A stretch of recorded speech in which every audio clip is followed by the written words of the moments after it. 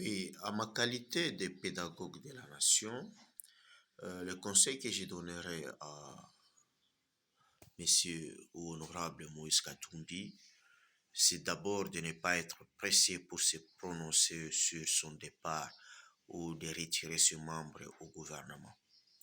Ça sera trop pressé. Je connais la mentalité des Congolais. Ils militent lorsqu'ils sont au Parlement, lorsqu'ils sont dans le chômage, mais pas dans le gouvernement. Et surtout qu'il y a encore 2 ans et demi pour arriver au terme du mandat du président Tshisekedi. Et pourquoi aussi quitter? Parce que à l'Union sacrée, vous n'avez pas adhéré par écrit, vous allez déposer la démission où il n'y a même pas une adresse de siège. Donc vous restez et continuez à présenter vos opinions. Mais je ne vois pas aussi Katumbi être en mesure de déstabiliser Fachi. Je ne pense pas. Parce que Katumbi, sur le plan de management organisationnel, il commet la même erreur que Joseph Kabila.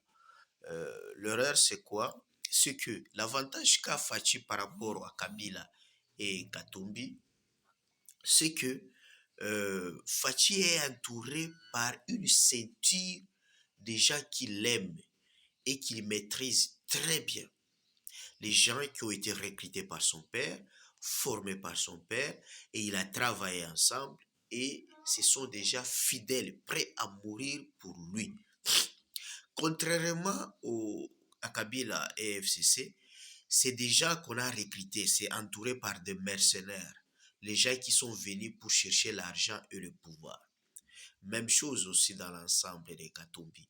C'est des gens de mercenaires qui sont venus chercher l'argent.